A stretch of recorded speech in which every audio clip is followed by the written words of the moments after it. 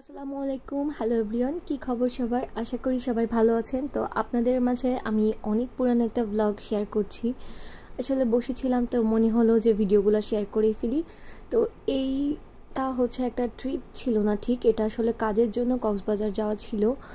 আমি dessert কুইনে participate করেছিলাম, আর unexpectedly ওখানে আমি সিলেক্ট হয়ে গিয়েছিলাম খুলনা থেকে। তো খুলনা থেকে দুইজন ওনারা উইনার নিয়েছিল প্রাথমিক পর্যায়ে। এরপর সারা বাংলাদেশ থেকে সিলেক্ট করা লোকদেরকে এক জায়গা করেছিল কক্সবাজারে মেইন পার্টের শুটিংয়ের জন্য। তো ওখানেই যাওয়া।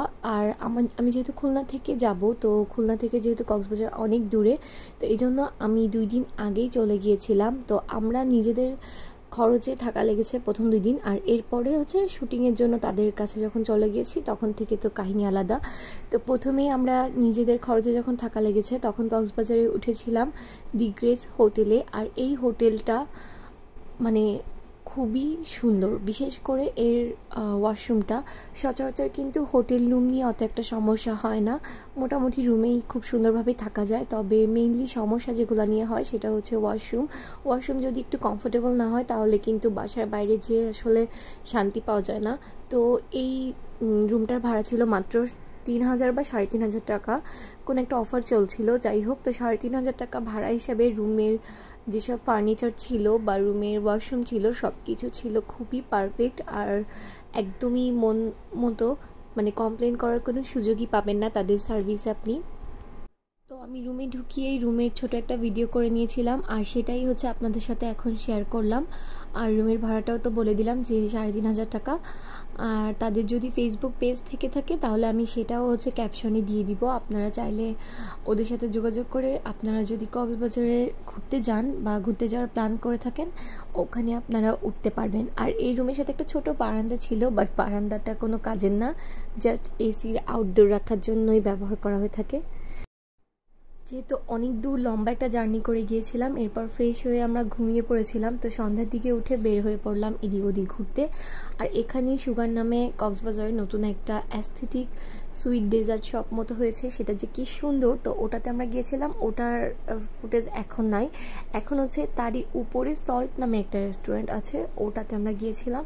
আর এখানে খাবার খুবই মজা ছিল। আমরা ফার্স্ট টাইম এরকম ডিফারেন্ট ডিশ ট্রাই করেছিলাম। সত্যি বলতে সি ফুড আইটেম এগুলা এরকম কখনোই আমি আসলে ট্রাই করিনি বা করার সুযোগ হয়েও ওঠেনি, যেহেতু খুলনাতে আশেপাশে সি নাই। তো সমুদ্রের পাশে থাকলে না সমুদ্রের আইটেমগুলো সচরাচর ট্রাই করা হয়ে থাকে। খুলনায় আছে কিছু কিছু রেস্টুরেন্টের মেনুতে, বাট ওগুলো সচরাচর বাসি বা প্রিজার্ভ করা মাছ দিয়ে করে থাকে, এই জন্য খাওয়ার ইচ্ছাও হয়নি। তো দেখতে পারবেন একটু পরে চলে আসবে। সত্যি বলতে অনেকের হয়তো বা রুচিতেও আসবে না, যেহেতু শামুক টামুক রয়েছে খাবারের ভেতর, বাট এটার ব্রথটা যে ছিল এত মজা, লেমন ফ্লেভারের। মানে সত্যি বলছি, একটু ডিফারেন্ট ফুড হলেও খাবারটা আসলেই মজা ছিল। মানে আমি সচরাচর অনেক বেশি র ফুড বা মানে ডিফারেন্ট কিছু ট্রাই করতে আমার খুব একটা ভালোও লাগে না। তো সেই জায়গা থেকে আমার কাছে এটা খুবই মজার লেগেছে। মানে আমরা দুজন জাস্ট কাড়াকাড়ি করে খেয়েছিলাম একরকম। আমি বেশি করে অর্ডার দিইনি, যেহেতু আমি বারবার বলছি যে এই টাইপের খাবার আসলে কেমন কি হবে, অনেকের হয়তো বা রুচিতেও আসবে না। কারণ আমার আম্মু যখন শুনেছিল, আমি বলতেছি যে আম্মু এবার যে আমি ভেবেছি এরকম শামুক টামুকের একটা সি ফুড স্যুপ ট্রাই করব। তো আম্মু বলছে বাবা ওটা যদি খাও আমার বাসায় আসলে আমার প্লেটার খাবার খাওয়া না, মানে আমাদের বাসার প্লেটার খাবার খাওয়া না, এরকম একটা অবস্থা। আর সাইডে এই ডিশটা ছিল, এটাও ছিল খুবই মজার। আর আমরা এক্সট্রা একটা ফ্রাইড রাইস নিয়ে নিয়েছিলাম। তো সব কিছু মিলিয়ে খাবার ছিল অসাধারণ। এরপরে আছি রূপসী বাংলা। রূপসী বাংলায় ভাতের হোটেল। এখানে বাংলা খাবার যে কি মজার, আপনি কক্সবাজারে গেলে অবশ্যই এখান থেকে ভর্তা ভাত ট্রাই করবেন। আর ওদের খাবারের মূলত কোয়ালিটির সাথে সাথে ওরা অনেক পরিষ্কার পরিচ্ছন্ন। আর কক্সবাজারে গিয়েছি, কক্সবাজারের সমুদ্রের সাথে কিছু ফুটেজ দেখাবো না তা কি করে হয়। তো খাবার দাবার খেয়ে আমরা ঘুরতে বের হয়েছিলাম সমুদ্রের পাড়ে। এখানে বেশ কিছুক্ষণ সময় কাটিয়ে আমরা মূলত চলে যাব সুগারে, যেটার কথা বলছিলাম। একদম পিকচার পারফেক্ট প্লেস যাকে বলে সেটা। সুগারে আপনি খাবার ট্রাই করে তো আপনি ডিসঅ্যাপয়েন্টেড হবেনই না, আর ওখানে যে বিশেষ করে আপনি মন মতো অনেক সুন্দর সুন্দর ছবি তুলতে পারবেন। তো কক্সবাজারে ঘুরতে গেলে আপনি এই ক্যাফেটা ঘুরতে একদমই কিন্তু ভুলবেন না। এখানে আপনারা খুব সুন্দর ব্রেকফাস্ট করতে পারবেন, এছাড়াও যে কোনো রকম ডেজার্ট পাবেন, যেটা কিনা একদমই মানে আনএক্সপেক্টেড ব্যাপার। তো এরপর আমরা রাতের বেলা চলে গিয়েছিলাম এই রেস্টুরেন্টটাতে। আমি মূলত এবার কক্সবাজারে যাওয়ার আগে যে ডিফারেন্ট কী জায়গা যাওয়া যায় এইগুলো নিয়ে অনেক ব্লগ দেখেছিলাম। তো এই যে নামটা দেওয়া রয়েছে, তো সেই ব্লগগুলো থেকেই কিছু কিছু জায়গা বেছে বেছে আমি সিলেক্ট করেছিলাম।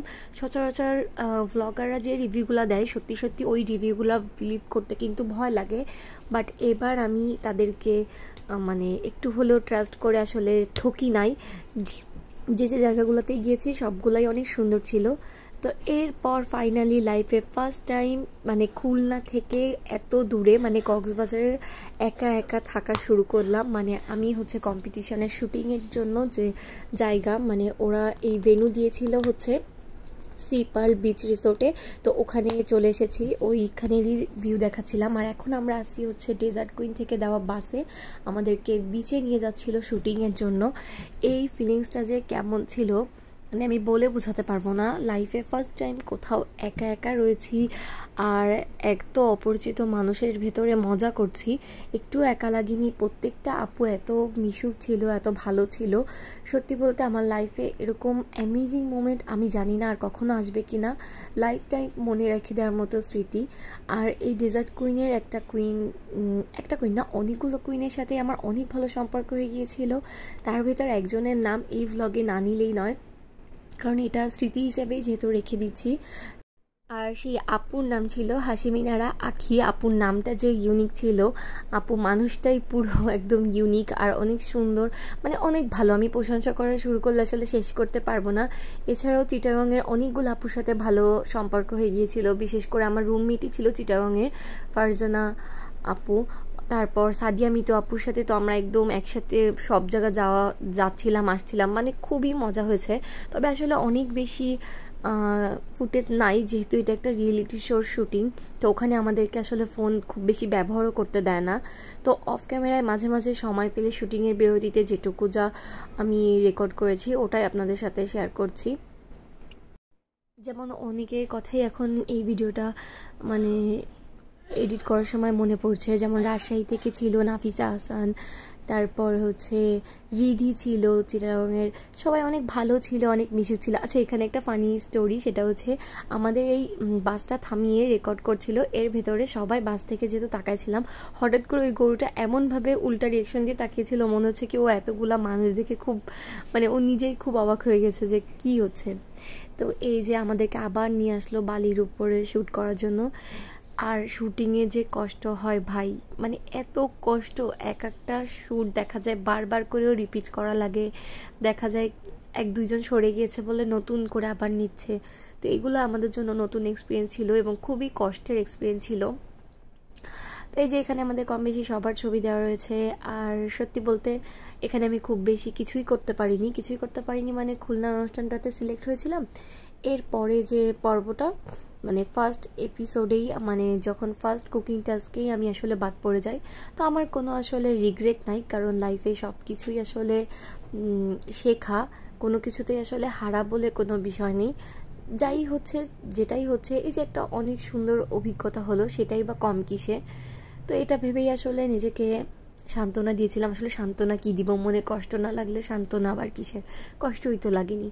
যাই হোক, এটা হচ্ছে আমাদের সেই গ্র্যান্ড কিচেন। এখানে আগের দিন রাত্রেবেলা এসে আমাদেরকে প্র্যাকটিস করা ছিল কিভাবে ঢুকতে হবে বা কিভাবে কি। এই তো এই আর কি। আর বিশ্বাসই হয় না যে ওই কয়দিন আমরা সবাই একসাথে থেকেছি, এত মজা করেছি, আর এখন চাইলেও আমরা আর এক জায়গা হতে পারবো না, মানে একদম অসম্ভব টাইপের। এতগুলা মানুষ কিভাবে একসাথে হব, আর মনে হয় না সম্ভব হবে। তো যেখানেই থাকি সবাইকেই আসলে মিস করি আসলে করব না, অলরেডি করি। তো এই আর কি, ভিডিওটা একদমই শেষের পর্যায়ে একটা মজার গল্প বলে শেষ করি। তো আমাদের এই মার্চ ডেজার্ট কুইনের যে তাসমি আপু ছিল, মানে আমাদের সবার দেখভাল করছিল, তো ওই দিন আমি খেয়াল করিনি, আমি ভেবেছি পার্টিসিপেট। তো রেজাল্ট দেওয়ার আগের দিনের খাবার তুলনামূলক একটু ভালো ছিল মেনুতে, তো আমি বলছি কি কালকে তাড়িয়ে দিবে, তাই কি আজকে ভালো খাবার দিচ্ছে। তো পরে আপু পেছন ফিরে তাকিয়ে আপু আমার দিকে তাকায় হাসা শুরু করছে, আর আমিও। তো এই ছিল ওভারঅল জার্নিটা। আশা করি সবার ভালো লাগবে, সবাই ভালো থেকেন। শেষ ভিডিও।